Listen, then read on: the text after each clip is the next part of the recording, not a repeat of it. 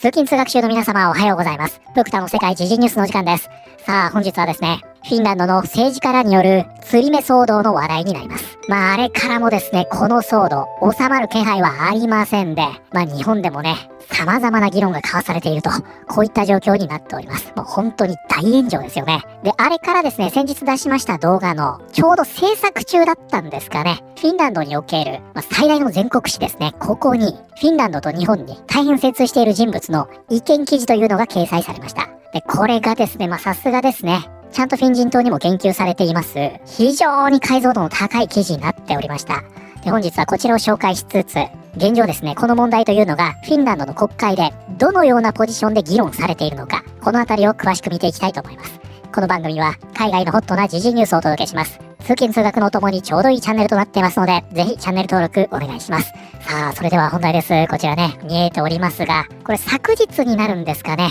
ちょうどこの件取り扱った動画お出ししていると思いますが、ミスフィンランドに端を発し、現在はフィンランドの政治家らがそこに便乗しまして、このね、アジア人の差別とされています、釣り目ジェスチャーが、大炎上しているんですね。で、これどうなんでしょう。日本の新聞や地上波でも報じられているんですかね。ちょっとわかりませんが、今日これね、さらに深掘りして見ていきたいと思います。で、ちょっとね、その前に、現在ね、こちらにもあるんですが、この問題、皆さん非常に怒っていると思うんですが、現在ね、このような画像も出回っておりまして、この方ね、フィンランドの人権大使ですね、日本人をね、ブロックしているなんてことも言われておりますが、この人がですね、ここでね、歌っています。日本と中国仲良くしましょう。みんな仲良く目が細いと。これが投稿されまして、火に油を注ぐ形でみんな大変怒ったんですが、当然ですね、これは AI による画像です。もともとね、このテロップが捏造なんじゃないかと、こんなことも言われていたんですが、この画像自体が AI 生成だったというわけですね。で、現在はここにコミュニティノートがついていると。で、ちょっとね、立ちが悪いのが、ここにはないんですが、元のポストではですね、4枚の画像がありまして、そのうちの1枚がね、こちらにあるんですが、はい、ここです。右下にね、ジェミニの透かし、これが入ってるんですよ。そしてね、こちらのポストでは、透かし等がね、一切入ってない画像が掲載されているため、これによりね、虚偽の怒りが扇動されてしまったという形になってしまったんですね。ですので皆さん、この話題ですね、すでに、このフェイクニュースが出回るフェーズに入っておりますので、プクタも含めてですけどね、本当気をつけましょうね。さすがにね、ここまで露骨なものであれば、多くの方はね、まず疑うんじゃないかなと思いますが、実際ね、リプ見てみますと、結構多くの方がね、これ信じてしまっておりまして、激怒してるんですよね、本当に。なので皆さん気をつけましょうね。現在こういう状況になっています。で、今回ね、こちらになるんですが、これね、ヘルシンギンサノマットとあります。これはつまり、ヘルシンキの新聞。ヘルシンキ新聞ですね。これフィンランドにおいての最大の全国紙と言われているこういった新聞なんですが、ここにですね、一つの意見記事というのが投稿されました。こちら、ダッセ・レヘトネンという人物で、ウィキもあるんですが、日本文化及び日本の音楽を専門とするフィンランド人研究者であるレフトネンはヘルシンキ大学で哲学博士号を取得しており、現在は東京大学で研究者として勤務している。ということで、ここにもね、様々な著書がありますが、こういった活動をされている方なんですね。で、これがですね、さすがですね、非常に解像度の高い記事となっておりますので、こちら皆さんにご紹介しますね。フィンランドでは差別的な SNS 投稿が中国や日本でどれほど大きな怒りを引き起こしているのか理解されていない。ここ数日、ミスフィンランドの SNS 投稿に含まれた人種差別的なジェスチャーと、それに対し、フィン人党の政治家たちが示した公然たる支持がニュースになっている。しかし、フィンランド国内では問題が現在、東アジア、とりわけ中国や日本でどれだけ巨大な問題として噴出しているかについて、驚くほど鈍い反応しか示されていない。ヘルシンキ新聞は、この現象が報道されていること自体は伝えているが、その視点は主に中国の情報影響工作に置かれている。これつまりは中国がこの問題をね、過剰に大きくしていると、このような伝え方をしていると言ってるわけですね。中国側の報道の盛り上がりを政治的意図によるものだとする主張は、実際の問題とその規模を矮小化するものだ。これはまた、特にフィン人党が描こうとしているような国内に限定された単発の SNS 炎上などではない。ミスフィンランド及びフィン人党の政治家らによる人種差別的なジェスチャーのニュースは、東アジアの複数の国で大きく取り上げられ、失望や怒りを呼ぶ話題となっている。これはそれが東アジアの人々に対して極めて侮辱的で蔑視的なものだと受け止められているからである。ここでどのように説明しようとも、これは純然たる人種差別行為であり、民族的出自を理由に東アジアの人々の価値を疑問視するものだ。そしてここではね、フィンランドの選挙で選ばれた人物たちがこのようなことをしているにもかかわらず公式な謝罪をしないというのは大きな問題だと。そしてここですね。これがより広範な意味を持たないと考えるのは重大な誤りである。例を挙げよう。すでにかつてフィンランドに好意を抱いていた多くの日本人が公然ともはやこの国とは関わりたくない。以前は好んでいたフィンランド製品を購入して支援したくもないと表明している。この時点ですでに友好的な文化交流という視点から見れば状況は壊滅的だ。ではこうした見方が個人の意見にとどまらず、より広く政治的な関係や商取引の中で共有されるようになったら一体何が起こるだろうか。フィンランドではこれは極めて深刻な問題であり、将来にわたって大きな波及効果をもたらしかねないことを理解するべきだ。実質的に状況を是正しようとするなら、国家レベルで東アジアの人々に対して公に謝罪し、国会議員による侮辱的な行動に断固として対処する以外に方法はない。まだ手遅れではないが、政府やフィン人党の中に必要な措置を取るための理解や指導力はあるのだろうか。ということでですね、これはもうね、火の打ちどころがない、土星論なんじゃないかなと思いますね。現在ね、フィン人党というのは与党ですから、フィンランドとしてね、これにしっかり対処しない限り、今後大きな影響が出てくると。そしてね、この最後の部分で言ってるんですよ。もうまさにこれですね。まだ手遅れではないけども、政府やフィン人党がね、これに対してちゃんと措置を取れるんだろうか。このように疑問を呈しているわけですね。じゃあこれ本当にできるんですかという話ですが、そもそもね、そんなことできる人たちがあんなことはしないということですよ。フィン人党のエーロラ、アジア系の人々に謝罪したい。目を引き伸ばす仕草の写真を公開した国会議員、ユホ・エーロラはアジア系の人々に謝罪している。この人ですね。アジア系の全ての人々に謝罪したい。この写真は彼らを嘲笑する意図は全くなく、主にミスフィンランドの組織の対応に意見を示したかっただけだ。エーロラは国会の法務委員会委員長であり、元国会副議長である。そしてここですね。エーロラはこの写真を公開したことについてそれほど後悔していないと述べている。彼はクラウンを失ったミスフィンランドのサラ・ジャフチェに支持を示したかったのであり、この件におけるミスフィンランドの運営組織の対応は不適切だと考えているというね。一応形だけは謝罪しているものの別に後悔してないよと。そしてね、さらにこれですよ。もし別のやり方でこれをしていたら君は今テレビで私をインタビューしていないだろうとエーロラは語っているということでですね、すごいでしょ。この人ですね、結局ね、こういう風に騒ぎになってあなたは私に取材しに来てるじゃないかということで自分の行動を正当化していると。そしてね、極めつけですよ。ここですね。スウェーデン人民党の党首で教育省の、ここね、難しい。アンデルス・アドラー・クロイツは、本日、フィン人党による目を引き伸ばす写真の投稿は、フィンランドのイメージを損ない、フィンランド企業のアジア市場進出の妨げになり得ると述べた。これに対し、エーロラ議員は、私が Facebook に写真を投稿したからといって、フィンランドの輸出に何ら悪影響が出るとは思えないと語っている。ということでどうですか。ここでね、先ほどレヘトネンさんが指摘していた通りでしょう。政府、そしてフィン人党に必要な措置を講じるだけの理解があるのかと。つまりはないということですよね。じゃあ現在ね、フィンランドの国会でどのようになっているのか。こちら同じくヘルシンキ新聞です。国民連合党の議員、フィン人党の振る舞いについて、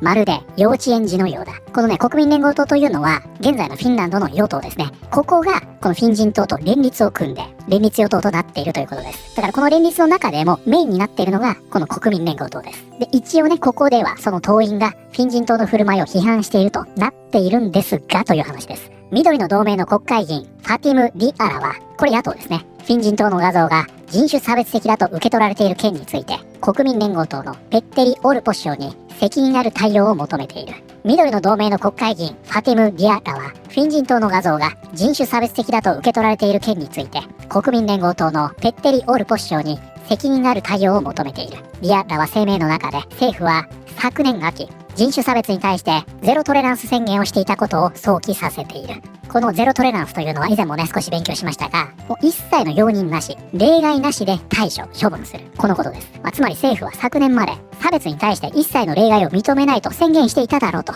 このように言ってるわけですね。首相、今このゼロトレランスはどこにあるんですか。昨年9月に行動や発言によって人種差別を助長する国会議員に課すと約束していた制裁は今どこにあるんですかとディアッラは声明で述べている。で、ここで出ているのがですね、こちら日本のウィキペディアになりますが、フィンランドの首相ということで、この人ですね、ペッテリ・オルポ、第47代とありますが、これがですね、現在の首相、国民連合党ですね。で、現在フィンランドの国会では、この首相に対してね、フィン人党の差別に対して対処しろと、このように迫っているというわけです。そしてね、現在の首相の立ち位置はこれなんですね。オルポ首相は金曜日、ヘルシンキ新聞に対し、与党の規則により、この問題は各党の国会議員団の間で扱う必要があるため、コメントはしないと述べた。このような会合は火曜日に開かれる予定だ。いろいろね、ちょっと手続きがあるんでということで発言を控えていると。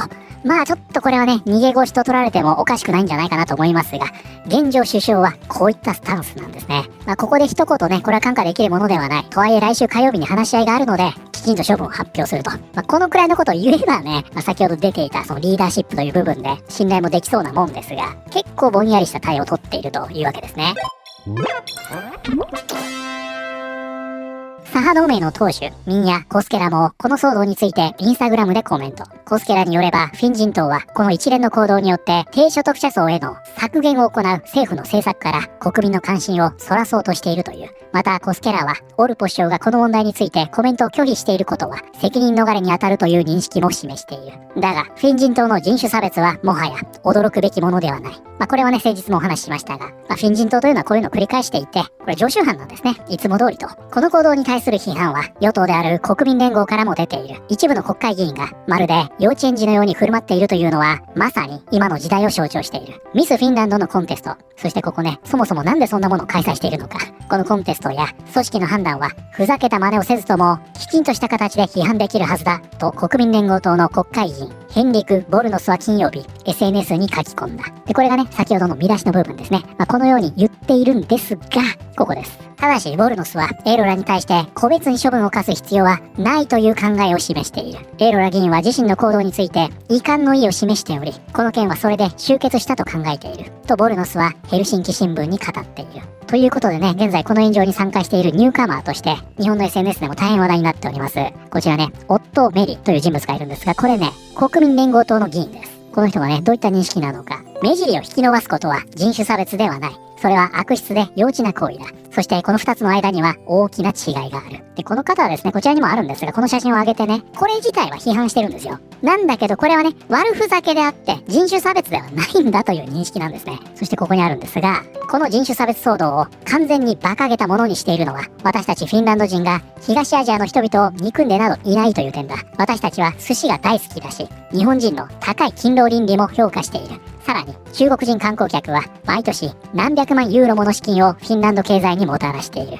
ここね、フィンランドラブ東アジアの人々ということでですね、もうわかります？私たちは寿司が好きだからこれは差別ではないんだというね、ちょっと意味不明な論理なんじゃないかなと思いますが、これが現在のフィンランドの与党の国会議員です。なので、ここまでを見る限り現状ではフィンランドの現政府に自浄作用はないのかなというような気はしてしまいますよね。今後どういった形でこれに対してね、処分をするのかまたはしないのかわかりませんが、ここまでを見ると期待はできないだろうなというような感じはします。で、その一方ですね、こちら、レイシズム・イン・フィンランドというね、フィンランドにおける人種差別、こういったウィキがね、ありまして、これね、非常に興味深いですよ。フィンランドのビジネスフォーラムが2024年に実施した調査によると、フィンランド人の大多数は人種差別を容認できないものだと考えている一方で、フィンランド社会における問題の深刻さについては大きな意見の隔たりがある。人口のおよそ 40% は人種差別を重大な問題だと捉えているのに対し、55% は小さな問題だと考えている。この見解は支持政党によって強く二極化している。左派政党の支持者の大多数は人種差別を重大な問題だと捉えている。一方で、フィン人党の支持者ではこの見方に同意するのは 5% にとどまり、国民連合党の支持者でも 23% に過ぎない。ということで、昨日の動画からね、お伝えしているところですが、特にこのフィン人党に関しては、政治家もそうですし、これを支持している国民ですね。これがすでに人種差別に対しての意識が極めて低いというのが、もうすでにここにね、書かれているんですね。もうそういうことなんですよ。で、これがね、与党第一党であります、国民連合党になっても、その数値はかなり低いということで、現状フィンランドというのは、与党がこういう状態になっているんですね。で、このウィキにはですね、現在ね、こちらにありますが、ミスフィンランドの騒動についても新たに記載されています。ちょっとね、ネットの反応を見ていきますが、多くの西洋人はアジアに追い抜かれるくらいなら世界を焼き尽くしてでも阻止しようとする。卑劣でどうしようもない負け犬だ。この方は日本の方ですね。実際には人種差別だが、先方が人種差別だと認識していないので、調査の数字上では人種差別がないことになっているという社会統計の教科書で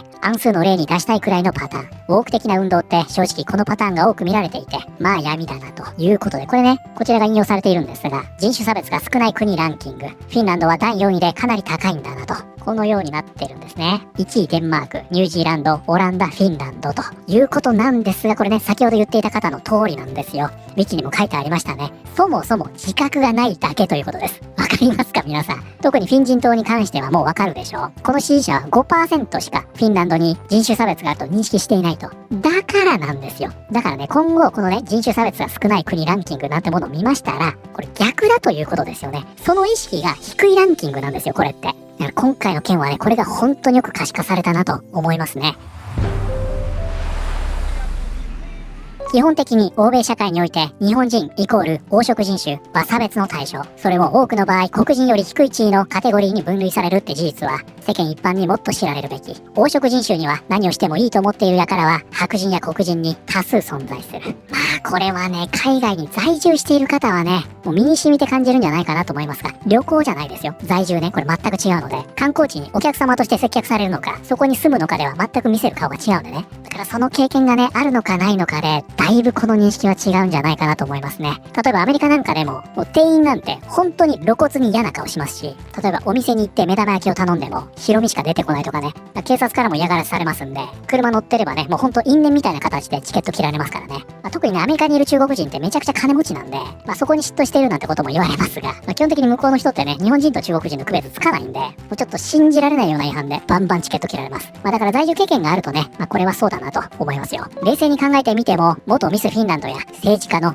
世界中に流される顔写真がこれってすごい恥ずかしいと思うよ。特にね、ミスフィンランドに関しましては、今後ね、自分の写真は必ずこれが使われますから、デジタルタトゥーって怖いですよね。日本人は西洋が掲げる価値観や美徳の本当の姿に気づき始めているのだろうか。帝国とその手先たちは皆揃って本性をさらけ出している。この男は白人至上主義の英米帝国で出世するだろう。駐日フィンランド大使なのに、あれをアジア人差別のポーズだという基本認識さえできず、自国の政治家たちにアジア人差別はやめなさいと声を上げることさえできないにもかかわらず、日本人に対しては偉そうに反レイシズムを説いているの高度なジョークすぎるだろう。フィンランドの教育はこういう人間を生み出している。一体誰がフィンランドの教育制度は世界最高だと言ったのか。フィンランドに行ったことは一度もないのですが、これがフィンランドを知るきっかけになりました。フィンランドがこれほど多くの冷酷な人種差別主義者や偏境な人間を抱えている国だとは心底ショックだ。なんと恥知らずな国なんだろう。ということで皆さんね、これをきっかけに何かに気づき始めてしまっているようです。はい、ということで本日はですね、現在大炎上となっております、フィンランドの政治家たちによる釣り目騒動。現在これが国会でどのように議論されているのかを見てまいりました。いかがだったでしょうか。今後ですね、何かしらの見解は出るんじゃないかなと思いますが、またこれ出たらね、続報でお伝えしますね。現在の国民連合党とフィン人党では、事情はできないような気はしますよね。特にフィン人党はもうどうしようもないので、もう支持者も含めてね、あまり期待できないのかなという気はしますね。で、今回ですね、このどうしようもない出来事の中で、良かったなと思う点は、先ほどのね、なんちゃらかんちゃらランキングですね。で、特定の国を持ち上げるみたいなのね、あるじゃないですか。あれってつまりは、自覚がない国ランキングということですよ。これが可視化されたというのは、ある意味良かったのかもしれませんよ。多くの人がね、今回の件で気づいたんじゃないかなと思います。差別がないんじゃないんですね。差別に気づいてない、その自覚がないだけというね。ぜひね、これにつきましては、皆さんのご意見も聞かせてください。ということで本日はですね、本編ここまでになりますが、最後ね、ちょっと余談として、ドクターね、もともとこの話題の前に、実はね、この動画を作ろうと思っていたことがありまして、ちょうどそれがですね、フィンランドの話題だったんですね。なので今日ね、ちょっと動画ね、かなり長くなってしまってると思うんですが、もしお時間がありましたら、ぜひね、見ていってください。本編はここで終わりです。さすがにですね、この釣り目騒動の後では、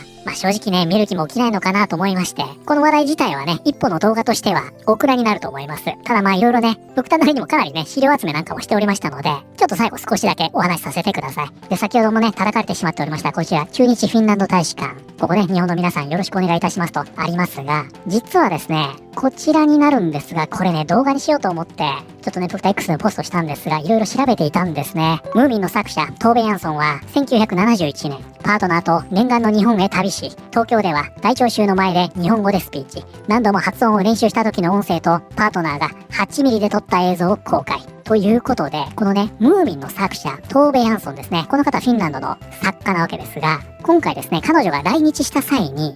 日本語でね、スピーチをしたその音声というのが公開されたんですね。で、このトーベ・ヤンソンですね、ムーミン騒動ではね、いろいろあったでしょ。皆さんご存知ですか？ムーミンというね、日本だとアニメでよく知られてるんですかね。あれもともとですね、この原作者のトーベ・ヤンソンがその内容にね、全く納得していなかったので、これ日本側がね、日本人の視聴者に合うように、めちゃくちゃ改変したそうなんですね。で、そういう風になってるというのを知らなくって、これ実際放送されちゃっていたんですが、これを知ったトーベ・ヤンソンが、こんなのムーミンじゃないと。それ以来最初のムーミンですね。ねえムーミンのやつ。あれが再放送できなくなってしまったというね。今もう見ることできませんよね。一応ね、法的には問題ないなんて話もあるんですが、実際は自粛していると。そういった騒動があったんですね。なんですが、その一方で、このトーベ・ヤンソンはね、そんな中来日したわけですが、日本語をですね、必死に勉強しまして、何度も何度もその発音っていうのを繰り返し、日本の文化をね、いかに自分が尊敬しているか、これを語っているという、非常にね、感動するお話なんですよ、これ。ああいった騒動がありましたから、このトーベ・ヤンソンね、日本が嫌いなんじゃないかなんてことも言われていたんですが、実はそんなことなかった。日本に来るのをね、本当に楽しみにしていたんですよ、というのがわかる資料だったんです。で、このトーベ・ヤンソンというのはね、レズビアンなんて言われておりますが、バイセクシャルが正しいんですかね。女性のパートナーがいまして、この方がね、当時撮影した、この人もアーティストなんですが、この方がね、当時撮影した8ミリフィルムをね、同時に公開されまして、これ日本の方にとってもね、どこか懐かしみを抱くような、そんな映像になっていました。で、この動画を作ろうと思っていたのにですよ。今回こういうことになってしまったでしょ。だからフィンランド人がね、全員が全員人種差別主義者ではないというのは、もうほとんど全ての方がね、分かっているとは思うんですが、それでもね、与党がああいうことになってしまっていると、やっぱりね、フィンランド、そしてフィンランド人のイメージが悪すぎる。だからその意味でも、何かしらの処分を下すなり、しっかりと対応してもらいたいですよね。現状ね、この話題なんてもうほとんど注目されていなかったので、リプライなんかね、ないに等しかったんですが、現在はね、このようになってしまっておりまして、この下もそうですね、今後政府の対応に注目しておきたいところです。